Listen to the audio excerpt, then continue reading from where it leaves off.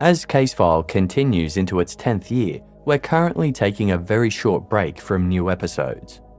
Brand new cases will be returning on May 23 for premium subscribers and May 30 for the regular feed. But in the meantime, we're continuing our special bonus series, Casefile Archives, a collection of releases revisiting the earliest years of the show, along with previously unreleased premium episodes. Rest assured that these are additional bonus releases and will not replace our standard schedule. We will still be delivering the same number of new episodes this year as we did last year.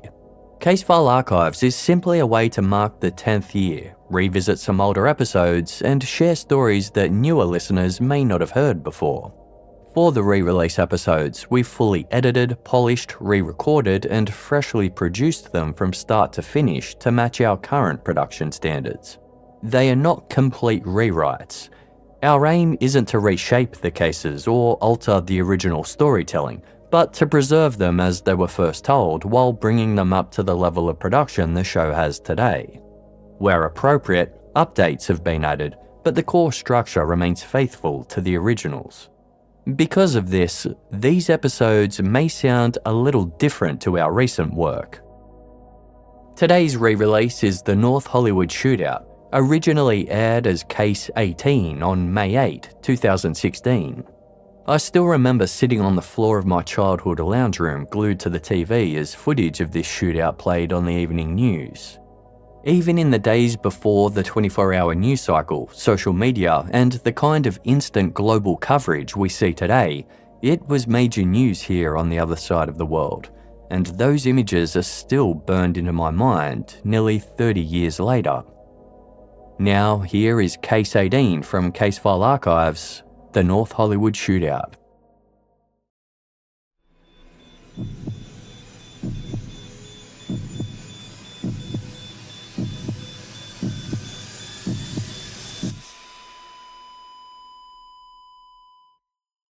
Our episodes deal with serious and often distressing incidents. If you feel at any time you need support, please contact your local crisis centre. For suggested phone numbers for confidential support and for a more detailed list of content warnings, please see the show notes for this episode on your app or on our website. Casefile would like to acknowledge northhollywoodshootout.net, a website dedicated exclusively to this case, which offers the most comprehensive and factual account you will find online. This episode could not have been created without the use of that resource. If you would like to know more, check out northhollywoodshootout.net for images, timelines, original newspaper articles, detailed analyses, and much more. February 28, 1997 was a regular Friday for Los Angeles police officers Lauren Farrell and Martin Perello as they made their way down Laurel Canyon Boulevard in North Hollywood. But as they drove their patrol car past the Bank of America branch at the intersection of Laurel Canyon Boulevard and Archwood Street, they noticed something out of the ordinary. Two large figures were entering the bank. Both were dressed in black and wearing ski masks. Most alarmingly, both were carrying automatic rifles. 5840, speaking question assistance. We have a possible 211 in progress at the Bank of America. Bank of America, located north of Kittredge. We have shots fired. 39 shows responding code 3. All units, officer needs help. At the Bank of America, Laurel Canyon, north of Kittredge. Officer needs help. Bank of America, Laurel Canyon, north of Kittredge.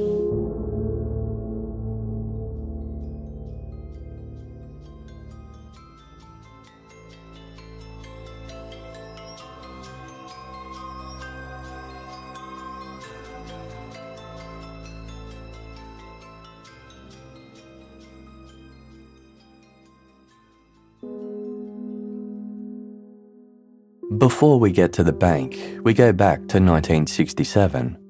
Larry Phillips Sr. was just 1 year out of high school when he was sent to jail for what some reports claimed to be grave desecration. He was apparently involved in a drunken prank where he tried to dig up a grave and remove the head of a corpse. Larry Sr. was paroled in January 1968, but just 3 months later he was sent back to jail for robbing a gas station. He spent 3 months behind bars before being transferred to a state-run psychiatric facility in Colorado. The reason for his transfer is unknown, but 10 months later, on April 18, 1969, Larry Sr. escaped. A warrant was immediately issued for his arrest, but in the meantime, he picked up his girlfriend, Dorothy Clay, who reportedly had a criminal record of her own and had also spent time in jail. The couple went on the run, using numerous aliases to successfully avoid detection for the next few years. Very little is known about what happened to them during this time, but at some point, Larry Phillips Sr. and Dorothy Clay made their way to California. And it was at the California Hospital in Los Angeles on September 20, 1970, that Larry Phillips Jr. was born.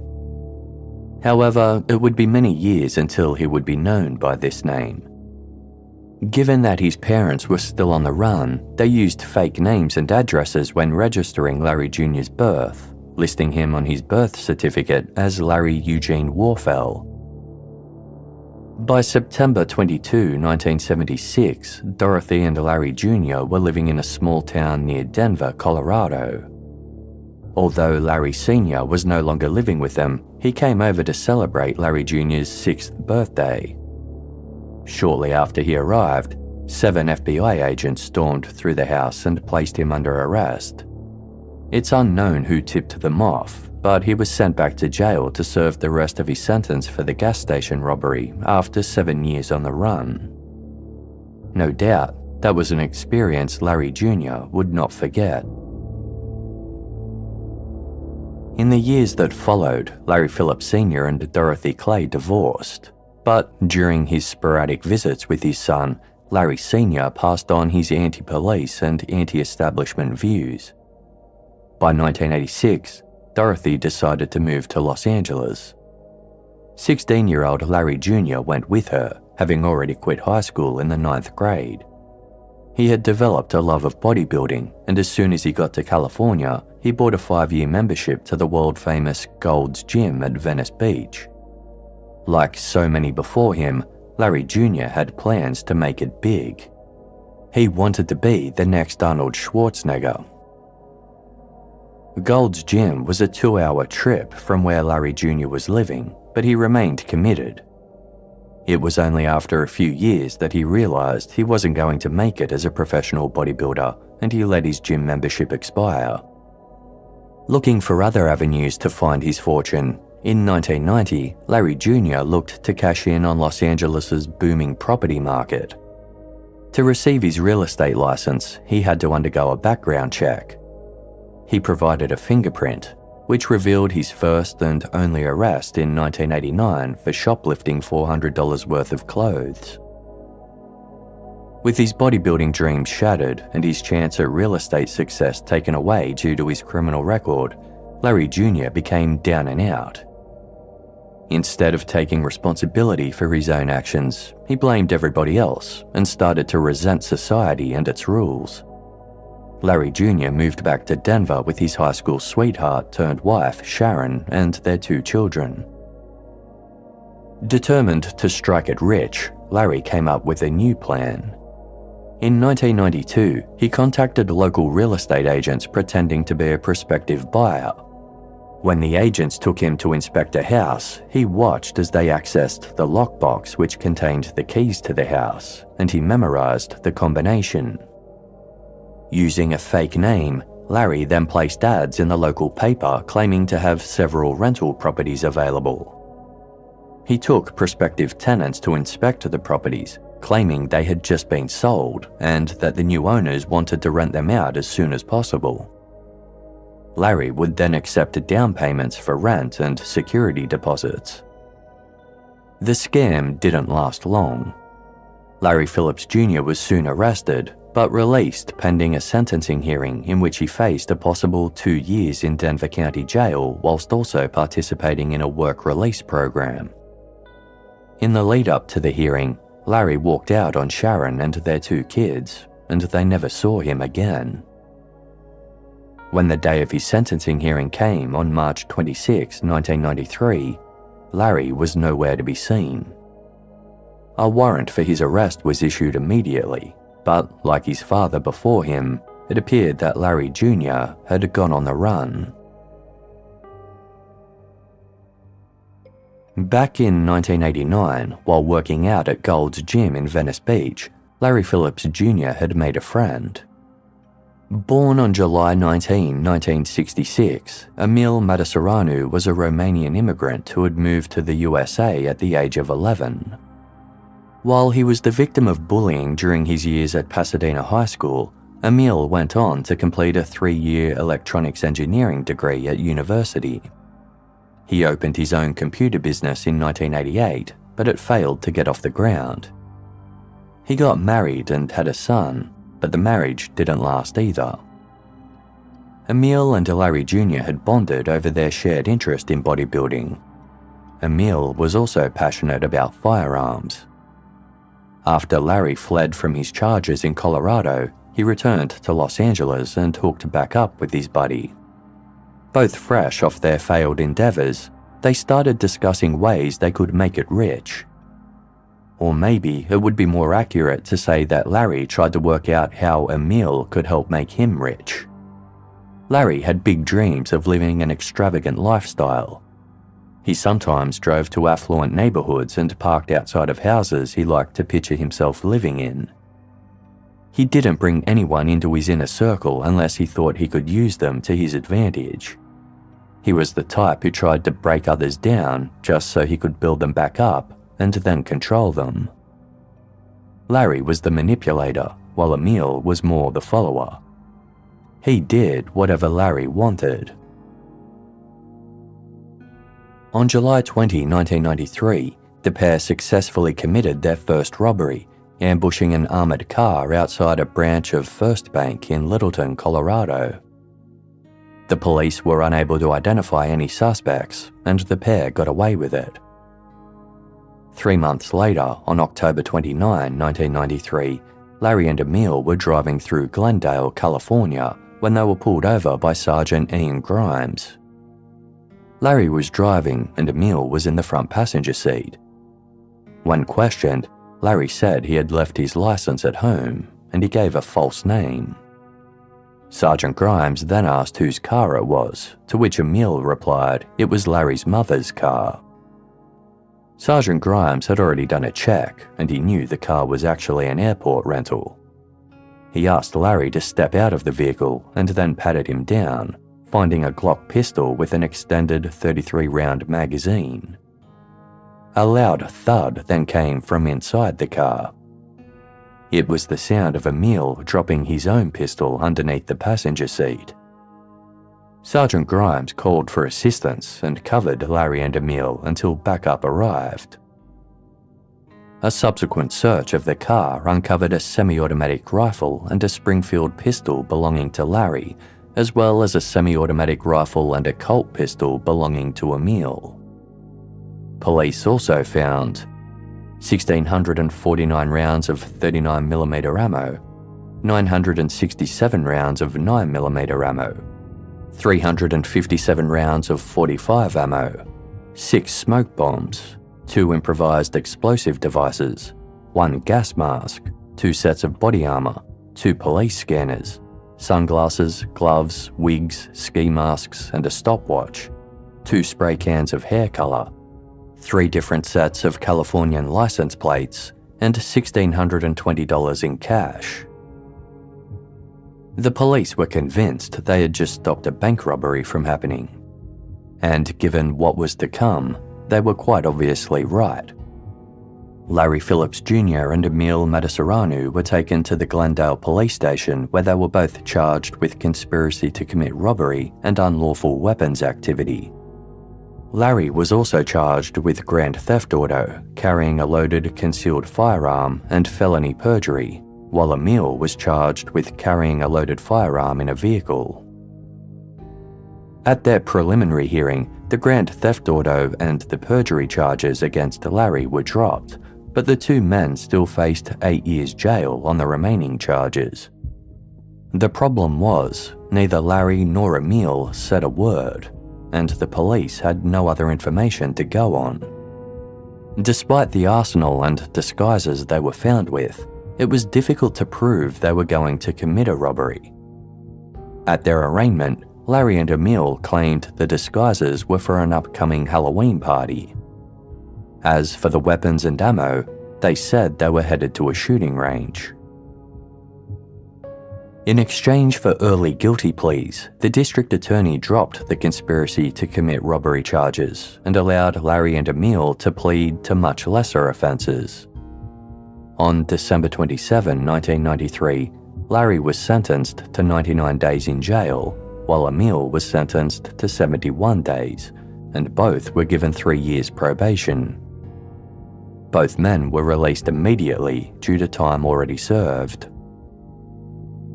Larry was still wanted in Denver on the rental property scam, but for unknown reasons, Denver authorities didn't pursue him. Without being extradited back to Colorado to face punishment, he was essentially a free man. Just under a year and a half after Larry Phillips Jr. and Emil Mătăsăreanu were released, on June 14, 1995, a 52-year-old security guard named Herman Cook was doing his rounds as an armoured car guard for a cash handling company called Brinks. It was Herman's job to drop off and pick up cash for various banks. At around 12:25 p.m, he had just made a drop-off at the Bank of America branch on Roscoe Boulevard in the quiet Los Angeles neighborhood of Winnetka. Herman was walking back to the armoured car with an empty money bag when gunshots suddenly rang out. Larry Phillips Jr. and Emil Mătăsăreanu were firing high-powered rifles from behind a wall in an adjacent parking lot. Herman was shot multiple times.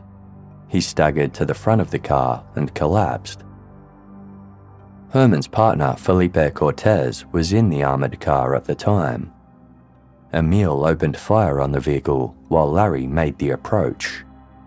Felipe managed to take out his own firearm and shoot one of the offenders, but they only staggered, indicating they were wearing body armour. Larry reached into the car and grabbed a bag of money. The two men then escaped, making off with around $122,000. Felipe was shot in the attack, but survived. Herman wasn't so lucky. He died from the gunshot wounds. After that, Larry and Emil decided to change tactics. 10.5 months later, at 10 a.m. on May 2, 1996, they burst through the doors of the Bank of America branch on Woodman Avenue in the Los Angeles neighborhood of Van Nuys. Both armed with automatic rifles, they yelled at everyone in the bank to get on the fucking floor. Emil then started shooting through the armored teller door. Due to the type of weapon and caliber of bullet, the door opened easily. Emil forced the manager to open the vault and then started filling up a large bag with cash. Larry remained in the main area of the bank, keeping an eye on the customers and other staff members. In just 6 minutes, they managed to get away with $755,000. 29 days later, at 10 a.m. on May 31, 1996, Larry and Emil burst through the doors of the Bank of America on Roscoe Boulevard in Winnetka. It was the same branch they had targeted almost a year earlier when killing Brinks security guard Herman Cook. Again, the two men yelled at everybody to get down. Emil shot his way through the teller door, striking 2 bank employees with ricochets in the process. Emil grabbed the manager, forced her to open the vault, and screamed at her to fill up his bag. When he saw how much money was in the vault, he became agitated. "Where's the rest of it?" he screamed, before threatening to kill the manager. Emil was expecting a much larger amount. He and Larry had done surveillance on the bank and saw what they thought to be a cash delivery from an armoured car. But what they had actually seen was a cash pickup. Despite being disappointed in the haul, they still managed to escape with over $794,000, though there were several marked bills amongst it. The 2 employees who were struck by ricochets survived. Emil and Larry got lucky that day. One of the tellers had managed to hit the silent alarm before diving onto the floor, but the police were thin on the ground and it took them much longer than usual to respond to the alarm. Larry and Emil had been in the bank for close to 8 minutes. On a typical day, the police would have been able to respond within this time frame, and it was likely they would have been caught. The police had no suspects for the robberies at the time, but they did give the unknown criminals a title: the High Incident Bandits. It would be 9 months before they struck again. Branch 384 of the Bank of America is located at 6600 Laurel Canyon Boulevard in North Hollywood. Larry and Emil had studied the bank closely. They learned its layout, observed armor car drop-offs and pickups, and carefully formulated a plan. At around 9:15 on the morning of Friday, February 28, 1997, Emil drove a white 1987 Chevrolet Celebrity sedan with blackened out windows into the northern parking lot of the bank via Archwood Street. The pair weren't mucking around.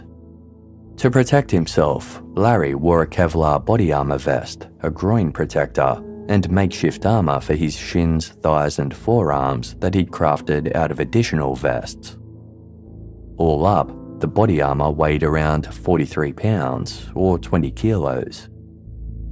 Larry also wore a load-bearing vest that contained ammunition pouches, as well as a belt that contained several canteen pouches filled with ammunition drums for the automatic rifles.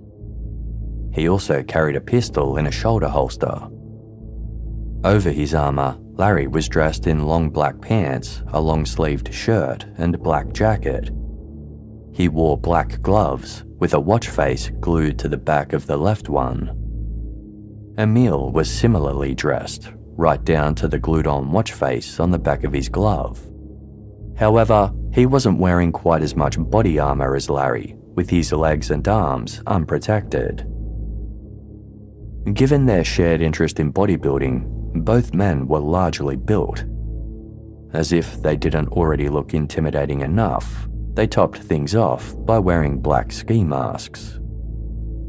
Between the pair, they had 3 AK-47 style fully automatic assault rifles with 100-round ammo drums, as well as 2 other assault rifles which had been illegally modified to fire fully automatic, 2 9mm handguns, a .38 caliber revolver, close to 3,000 rounds of ammo, including armor-piercing rounds.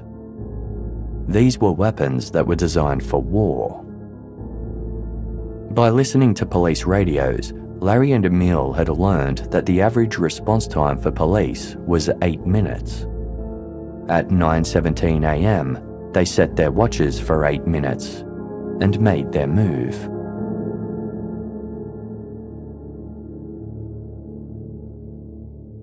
The northern doorway to the bank was about 32 feet from where the men had parked. They each grabbed an AK-47 and a handgun, leaving the other assault rifles in the Chevrolet along with a police radio, and ran for the door. At that very moment, a Los Angeles Police Department patrol vehicle occupied by officers Lauren Farrell and Martin Perello was driving down Laurel Canyon Boulevard on a routine patrol. By pure luck, the officers were in the right place at the right time, or the wrong place at the wrong time, depending on which way you look at it. After seeing Larry and Emil, the officers swung the police car into the southern parking lot of the Bank of America and took up positions behind their patrol car. Officer Farrell then made the first broadcast. 5840, speed requesting assistance. We have a possible 211 in progress at the Bank of America. Bank of America, Laurel Canyon north of Kittredge. We have shots fired. 39 shows responding code 3. All units, officer needs help At the Bank of America, Lower Canyon, north of Kittredge. Officer needs help. Bank of America, Lower Canyon, north of Kittredge. At the northern entrance of the bank was a foyer containing 3 ATMs. A customer was using one of the ATMs when he felt somebody approach him from behind. Turning around, he got quite the shock when he saw Larry and Emil. Larry ordered, "Okay, motherfucker, let's go." Not about to argue, the customer did as he was told and walked into the bank with the 2 men. Upon their entrance, Emil started firing his rifle into the roof, yelling, "Everyone down." "This is a fucking hold-up," Larry declared. "Everyone down, motherfuckers." There were about 30 customers in the bank at the time, including 5 of whom were in the safety deposit box room. Everybody complied, although one of the tellers was able to hit the hold-up alarm before diving to the floor. Shots fired, opening up! Suspects are in the bank, do not approach the bank. The suspects are inside of the bank. It's a 211 in progress inside the Bank of America, Lower Canyon, north of Kittredge. Suspects are inside of the bank.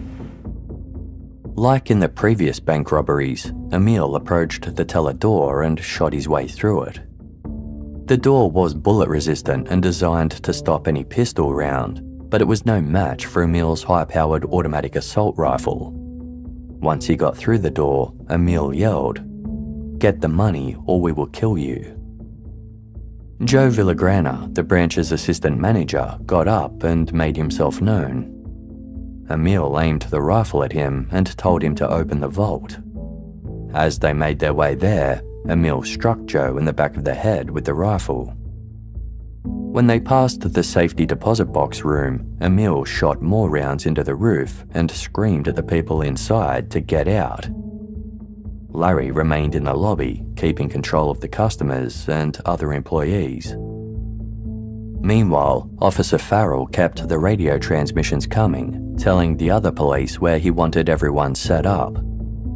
A3, I want 1 unit on the north side, I want a unit on the south side, and I want a unit on the back, if possible. 15839 is responding code 3 to Lower Canyon, north of Kittredge. 15883 wants a unit on the north side, on the south side, and on the rear. A3, we want someone to position themselves safely to watch the front door. We don't think the suspects know we're here. 15942 is requesting a unit to safely position themselves in front of the front door. Suspects possibly do not know the PD is there. The next officers to arrive on scene were Detectives Tracy Angeles and William Krulak. At 9:19 a.m., they pulled into a parking lot opposite the bank's entrance on the western side. Sergeant Larry Haynes was next on scene.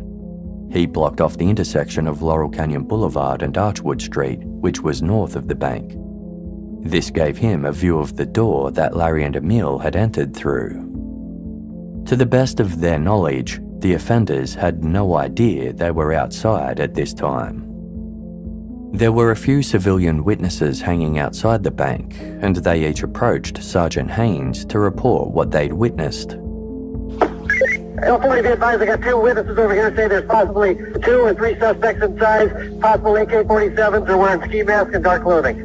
15940 advises there are 2 correction witnesses at the location, advises 2 to 3 suspects inside the bank wearing ski masks and AK-47s. Less than 30 seconds later, seemingly now realizing that the police were there, Larry exited the bank through the northern lobby. Sergeant Haynes released another broadcast. Be advised, I think somebody just came out of the front door of the Bank of America. Unit advisors, unknown person has exited the bank. Outside, Larry casually looked around and surveyed the scene. He didn't look concerned at all. From his position, it's likely he would have only been able to see Sergeant Haynes' patrol car, so it might not have looked that bad. After having a look around, Larry turned around and calmly walked back inside the bank. Shortly after this, Officer Martin Whitfield arrived and parked next to Sergeant Haynes.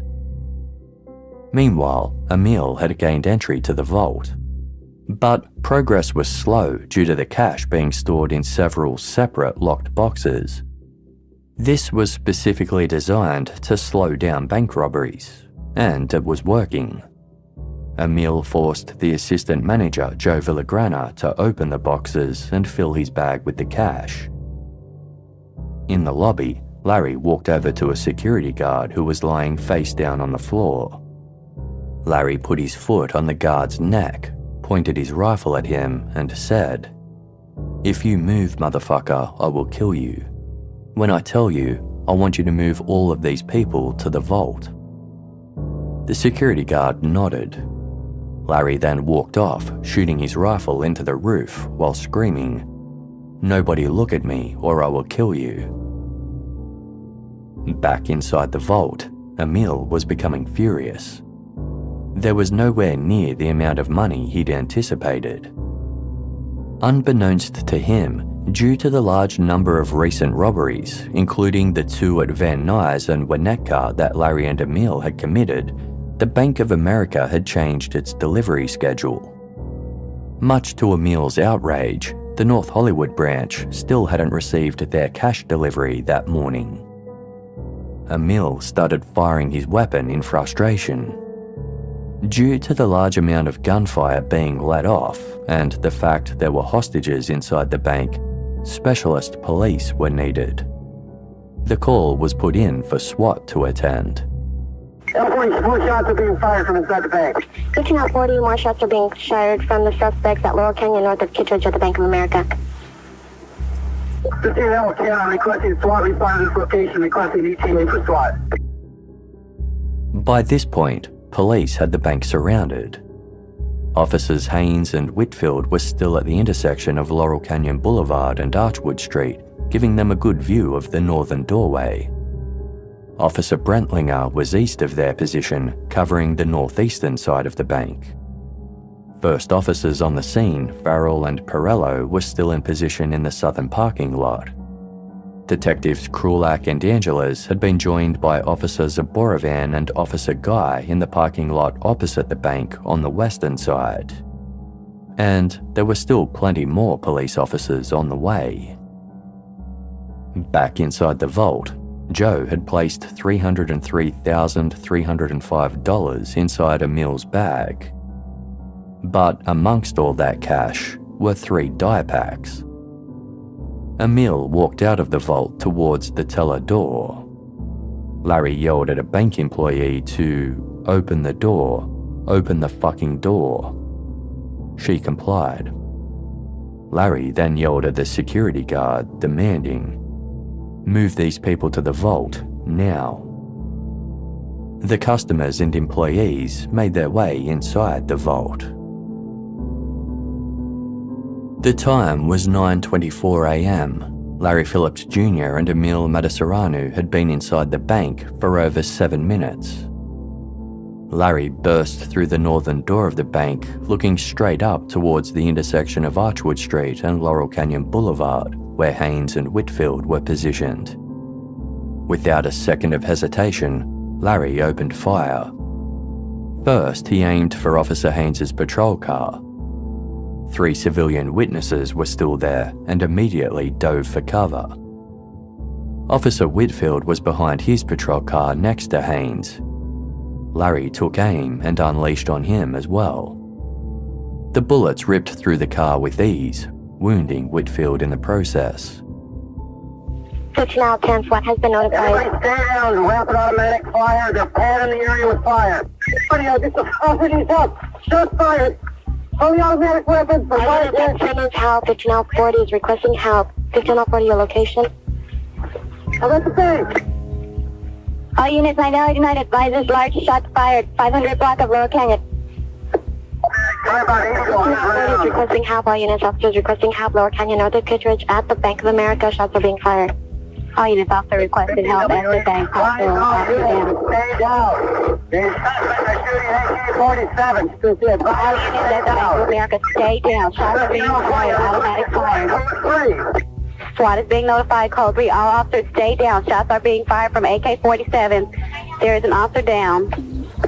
All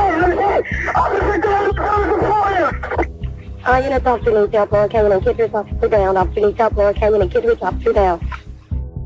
As Larry was firing north, he effectively had his back turned to other officers who were positioned to the southwest, taking cover behind a locksmith's kiosk.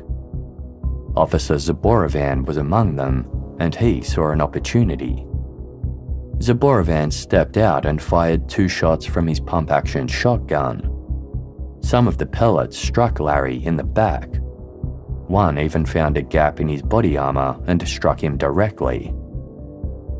The hit caused Larry to stumble, but he didn't fall. He turned around to face Zaborovan, who had resumed his position behind the cover of the locksmith kiosk. Larry opened fire on the kiosk, shooting over 100 rounds into the building. The cover was flimsy, and bullets penetrated the walls easily and ricocheted all over the place. The officers hit the ground. Officers Zaborovan and Guy had body armor on, but Detectives Krulak and Angeles did not. Realizing this, Zaborovan placed his body over the top of Detective Angeles. A few seconds later, he was struck twice and started bleeding heavily. We need help out here with the officers down. Yes, you're gonna get an attack alert here. Any unit know how many officers are down? We have 1. More than one. There's more than 1 officer down. SWAT is being notified to airlift. 1590, roger. California, get attack alert going. I've been hit. 1540 advice he has been hit. Attack alert is being declared. 1540, 1 other officer has been hit. We are declaring attack alert. RA is en route. SWAT is being notified to airlift. After unloading on the locksmith kiosk, Larry turned back to the north, towards Officers Whitfield and Haynes and the 3 civilian witnesses. Haynes was broadcasting on the police radio when Larry opened fire again, striking Haynes in the upper left arm. The patrol car was being quickly destroyed by bullets and offering minimal protection. Civilian Tracy Fisher could see her cover dwindling away. Panicking, she decided to run, but as she tried to get away, she was shot in the foot. Tracy dropped back down behind the patrol car. Another civilian, Michael Horan, had also been struck. Together with Officer Haynes, this left 3 wounded people behind the patrol car. Back behind the locksmith kiosk, Detective Krulak asked Officer Zaborovan if he was able to run. Despite being shot, Zaborovan said he could. The 2 tried to get to safety using vehicles in the parking lot as cover, but Larry spotted them and unleashed more bullets. Both men were hit with glass and other fragments as Larry's bullets damaged the surrounding cars. Detective Krulak was also shot in the right ankle. The pair spotted a dentist surgery nearby and made a run for it, while Larry continued peppering them with bullets. When they got to the dentist's door, they didn't have time to stop and open it. Instead, they just dove right through the glass. Using the cars in the parking lot as cover, Detective Angeles and Officer Guy tried to escape as well. Larry turned his attention to them and sprayed them with bullets. By this point, Larry had been firing at the police for around 3 minutes. During that time, he had fired approximately 300 rounds and wounded several officers and civilians. At 9:27 a.m., Larry walked back inside the bank.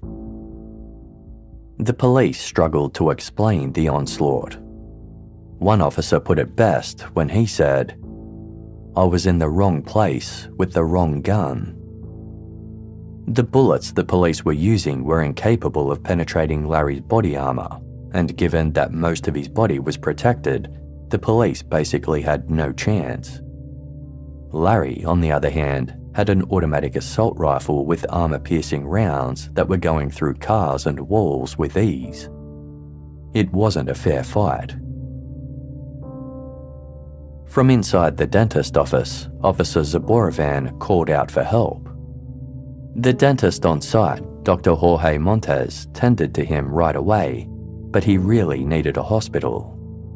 Outside, more and more officers arrived at the scene and took positions around the perimeter. At 9:30 a.m., Larry walked back outside. This time, Emil was with him. They both carried the bag of money through the door and stood in the entranceway, which gave them a level of protection. They then opened fire, aiming towards the position where Officer Guy and Detective Angelis were taking cover. Upstairs in the dentist office, Zuborovan was looking out and could see what was going on. He yelled into the police radio. Officer Guy, get to the building! Officer Guy, get to the building behind you! Zuborovan was trying to direct his colleague to safety, but Officer Guy was pinned down by the heavy fire. The bullets ripped through the car he was taking cover behind, and he was struck in the right thigh. Officer Guy took his gun belt off and used it as a tourniquet, which would ultimately save his life. Detective Angelis was also wounded. The police were basically helpless at this point. Most of the original responders had been wounded, and the SWAT team still hadn't arrived. They had actually been on a training exercise at the police academy when the call came through. Larry and Emil continued to fire at anything that moved. Despite being completely surrounded, they calmly left the entrance of the bank and walked out into the open. Wounded officers Haynes and Whitfield were still behind their patrol cars with the 3 civilians when they realized that Larry and Emil were moving towards them. The officers made a decision to try and protect the civilians by drawing the fire away from them. Officers Haynes and Whitfield got up and ran so that the shooters would target them instead. Haynes managed to reach a nearby tree line and took cover, but he was wounded again, this time in the left shin. Whitfield also tried to take cover behind a nearby tree, but not before being shot through the thigh. The bullet shattered his femur, putting him in really bad shape, but he managed to crawl his way behind the tree. Not satisfied with badly wounding him, Larry and Emil continued to fire. Officers were going down everywhere.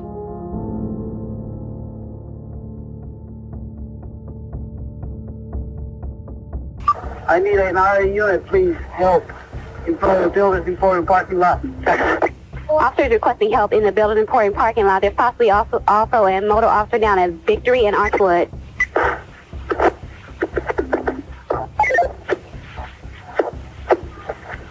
All units check for an open mic. Rick here, get back. Unit that just requested help. What is your location? The Builders parking lot? Affirmative. South of Hughes, in the parking lot and in the building. Multiple officers hit. Multiple officers hit in the building south of Hughes Market. Multiple officers hit. They're sending in a tank for the officers. These are people like ice. So on the north side of the bank. On the north side of the bank.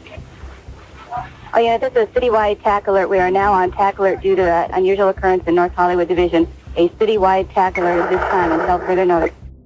Media helicopters had started to arrive and were capturing the first pictures of this madness that would soon be broadcast around the world. A police helicopter also circled above, giving updates on what they could see from the air. Larry carried the bag of money to their Chevrolet while Emil covered him by continuing to shoot. By this point, the dye packs had exploded inside the bag, but a lot of the money remained untainted. Larry dropped the bag next to the car and grabbed some more ammunition, with Emil close behind. They're going to north. They're going to the front, out north. The suspects are exiting through the north front. They have Suspects on the north side of the building. They're walking around like nothing. They got AK-47s, 2 of them are dressed in all black, heavy body armor. The suspects are exiting the bank on the north side of the building, armed with AK-47s, wearing heavy body armor. Yes, these guys are firing at the officers. Tell officers to stand back. These guys are firing at the All officers. officers, get back per the air unit. The suspects are firing at all officers. Stay down per the air unit. As Emil made his way to the car, a bullet grazed him above the right eye. The wound was only a few millimeters away from killing him. Emil dropped to one knee behind the Chevrolet while he assessed the damage, He also had a gunshot wound to the calf. Once he realised he was okay, Emil jumped into their vehicle. Larry didn't seem too interested in getting in. He was still shooting at anything and everything. Many more officers had arrived on the scene, and they were shooting at the offenders from multiple positions. Larry was shot at least 3 times in this exchange, but the body armor continued to protect him. These guys are getting ready to get it. One suspect is in the white vehicle. One suspect has entered a white vehicle. The white vehicle that's the white vehicle that's on the west side of the bank. One suspect is still firing at the officers to the rear location. All officers stay down. One suspect is still firing at officers in the rear of the bank. One suspect has entered a white vehicle on the west side of the bank. While waiting for the SWAT team to arrive, the North Hollywood watch commander put a call out for any available officers to go to a B&B gun store and get some bigger guns that would have the ability to get through Larry and Emil's body armor. There's nothing we have that can stop them. To any unit that is available to go to B&B and pick up some weapons. They're requesting someone to go to BAD and pick up weapons. 15 out 10, do you have anybody available to go to B&B guns? Hang on, SWAT unit come in. Crash 41 was guarding the B&B guns. Striker range is going. 15 Crash 41 is going to get guns. A detective unit and a crash unit responded to the call. The store was closed when they arrived, but they managed to get staff to open up. The shop owner instructed his staff to give the LAPD whatever they wanted. As police reinforcements continued, Larry was taking more and more fire. He made his way back to the Chevrolet and swapped weapons. Suspect is retrieving additional weapons from the trunk of his vehicle. The suspect is retrieving additional weapons from the vehicle and shots are being fired. The suspect is walking along the east side of the bank. He's just daring people to come after him. He's got additional weapons. The trunk is open on his vehicle. Why Larry didn't get into the car to start the getaway at this point, nobody knows. Instead, he took a knee in front of the Chevrolet, aimed upward, and started firing at the media helicopters. Larry was shot again, but the body armor was still holding up. He continued firing non-stop. Emil opened the passenger door, beckoning for Larry to get in, but Larry slammed the door shut. He was intent to stay outside the vehicle and provide covering fire. Stay out there. If somebody has a shot, take it. Suspect head. One suspect is walking east of the bank. 15L10 advised if someone has a shot, take it. This guy is not going down. He's got heavy body armor. Go for the head. The suspect has heavy body armor. The officers are firing at him and he's not going down. Despite taking multiple hits, Larry wasn't going down. The body armor was too effective. That left only one place for the police to aim. The call was put out to aim for the head. Officer Whitfield had been keeping radio contact, but it was starting to get touch and go. We have an officer down Victory west of Laurel Canyon. He needs help. Code 3, he is passing out. West of the 170 freeway at Victory. The officer needs help immediately. 2 officers who took action in response to the officer down calls were Anthony Kabunik and Todd Schmitz.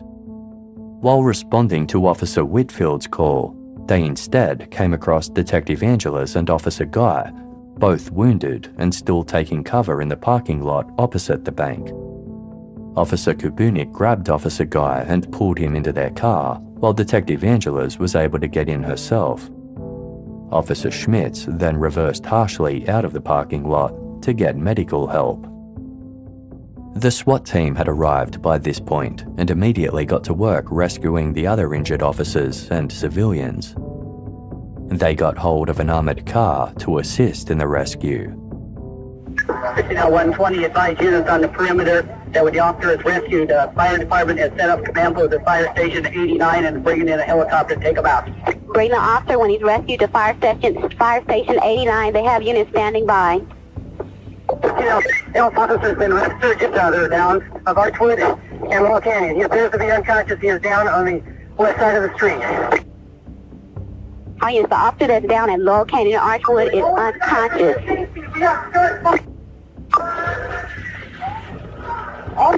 Shots are being fired still. The officer is down at Archwood and Laurel Canyon. 40 is about 30 yards north of Archwood on Laurel Canyon. He's behind me about 30 yards north of Archwood on Laurel Canyon. The officer is down unconscious. 40, that officer is behind the tree now. He's got cover. The officer that's down has gotten cover behind the tree. The RA is being notified. We're trying to get someone in for him.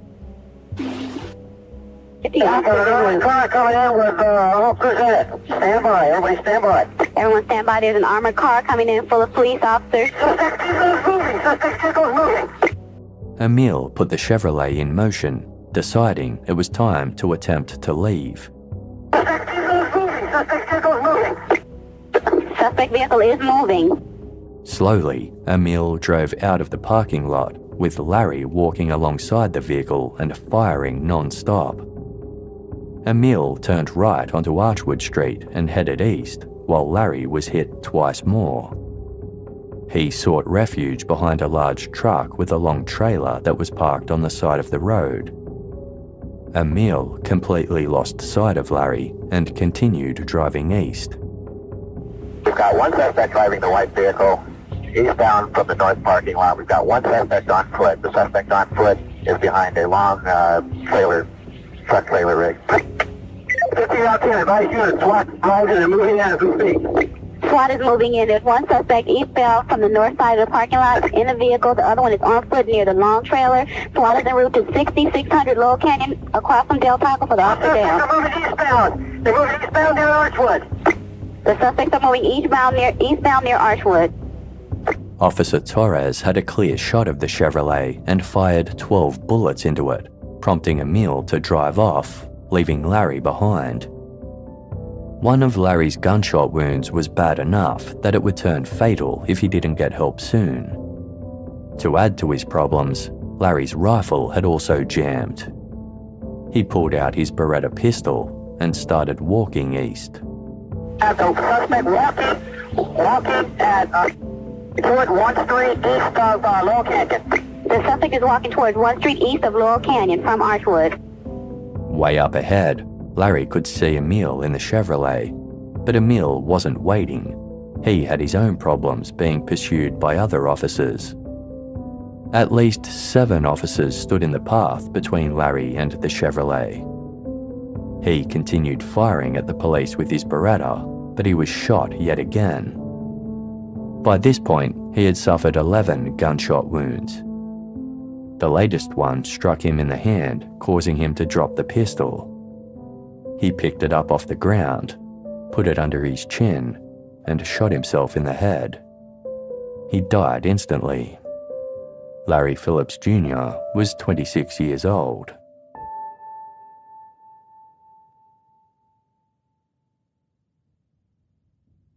Meanwhile, up the road, Emil was still under fire himself, being closely followed by police on the ground and helicopters in the air.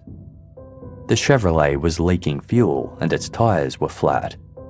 Realizing it wouldn't be drivable for much longer, Emil needed to swap cars.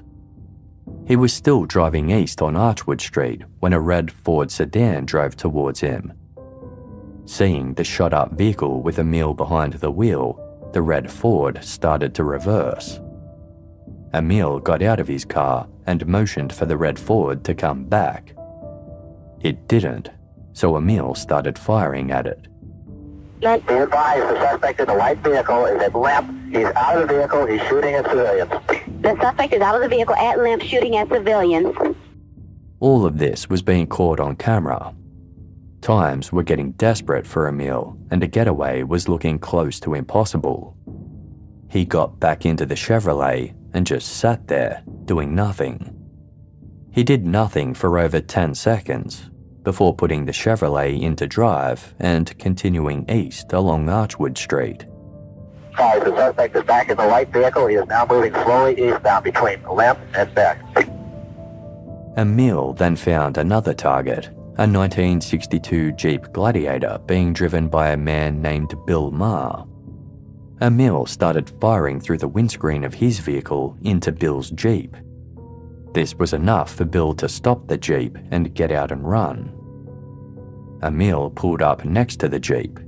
He got out of the Chevrolet, dumped all of his weapons and ammo into the Jeep, and then jumped behind the wheel and attempted to drive off.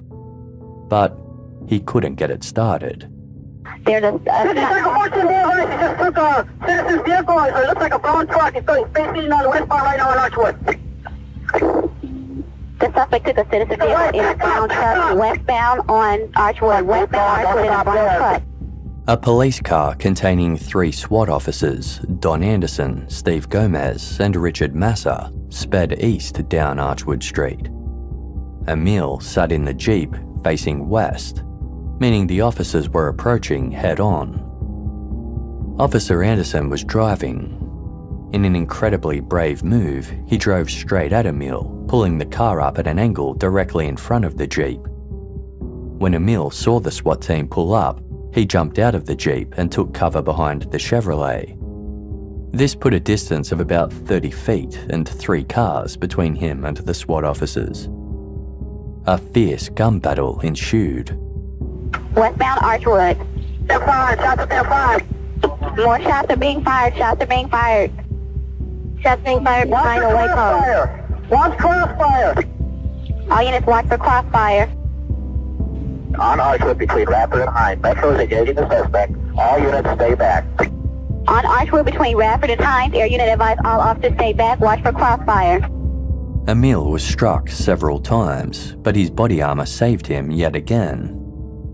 The SWAT team quickly realized that if they fired underneath the vehicles, they would be able to hit Emil in the legs, which weren't protected by armor. Their plan worked. Emil was shot multiple times in the legs, with one bullet actually shattering his leg. Still, he refused to give up and continued firing. But it was clear that SWAT were winning the battle. Emil was hit several more times, and eventually he collapsed to the ground, dropping his weapon in the process. The SWAT team pounced on him. The entire exchange had lasted just under 2 minutes.